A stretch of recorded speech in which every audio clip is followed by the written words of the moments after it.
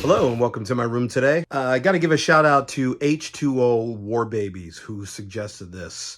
H2O War Babies, longtime subscriber to my channel, and this was a great suggestion. With the Beatles US albums, at least the 1964 ones, being reissued on vinyl in a big box set as well as individually, he suggested I talk about the US albums and give my thoughts on them individually. And I said, good idea. So yeah, I'm going to be doing a US album today. But first, I finally got it. I did finally get it. Finally was able to find a way to get it.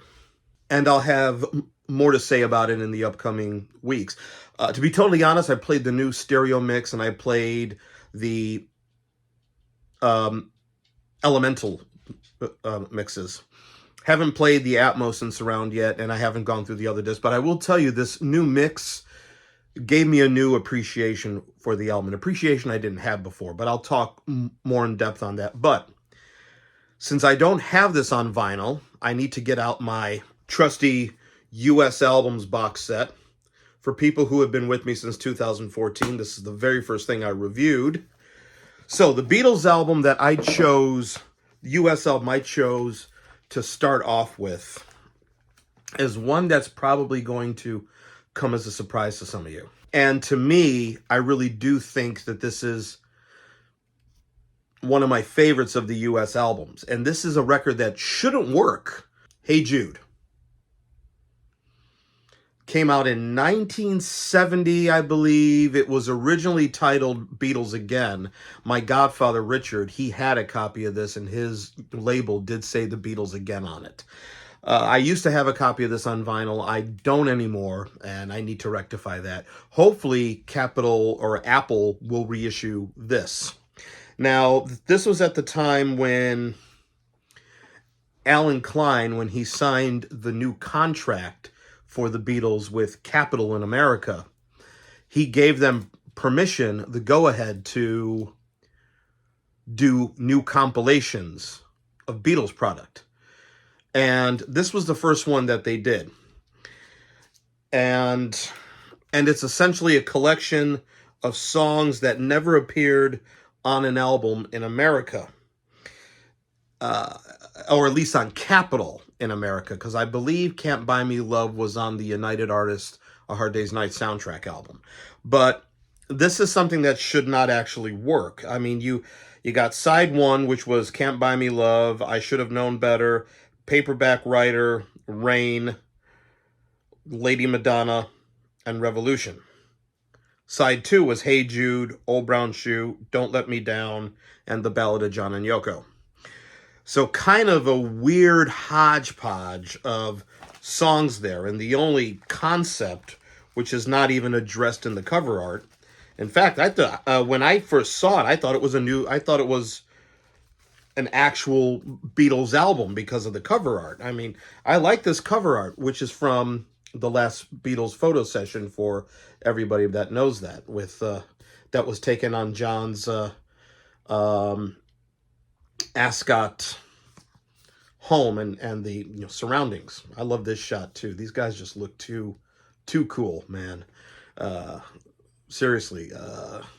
Gone are the psychedelic clothes from '67. They kind of look like the band almost. So this is a collection of songs, a compilation of songs that really shouldn't work. I mean, think about it. It's how is this going to work? You got Hey Jude with Can't Buy Me Love on the same album. I Should Have Known Better on the same album. But every song is a good song. And when you listen to it, it flows well. It flows extremely good. I mean, it's the old adage, all killer, no filler. I mean, every song is a good song on here. So yes, it shouldn't work, but I love this. I love this album, this compilation, whatever you want to call it. I think this is one of the best of the US albums. Now, people might disagree with me, but I remember when I had it on vinyl, which was my godfather's copy, rest in peace, I played it constantly. I mean, you start out with in 1964 and you end in 69 within 2 album sides. It's almost like hearing a very condensed Beatles story in a half hour from where they started and where they wound up within a half hour. Side 1 and side 2. But every song is great. Every song is a good song. There's not a filler track on here. And I think that's why I like it so much, and I think that's why it works. Was it a money grab at the time? Well, that's debatable. I mean, it was put together because of the permission Alan Klein gave Capitol to do this. And I think this was the only one that they did out of that deal. I don't know if Rock and Roll Music and Love Songs count towards that. I don't know if the Red and Blue album count towards that, because they also came out in England. I don't think this came out in England. And in fact, I know it didn't come out in England. But this might be one for a lot of the purists to snicker at. And probably a lot of Beatle fans don't consider this as part of the US albums, but I dig it. I used to play this in my CD player in my car when I used to drive to the job I had back in, in the teens, 2014. The car I drive to work now doesn't have a CD player in it. It's got the streaming thing. Okay. The less I say about that, the better, because I'll feel like a hypocrite. But anyways, that's my thoughts on here. I mean, a money grab, yeah, maybe. But again, I can't stress it enough. It works, and it works because it's the Beatles. Even the Beatles in 64 have a continuity with the Beatles in 1969 and the Beatles in 1968. The core, those 4 guys from Hamburg that were playing, not from Hamburg, but who were drunk and speeding out of their minds in the clubs in Hamburg, that's the basis for that Beatles sound. And it's there throughout all these tracks, going from 64 with Can't Buy Me Love to even Hey Jude. It's there. So it's a short album.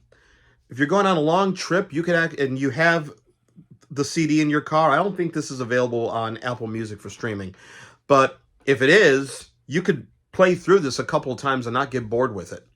I certainly haven't.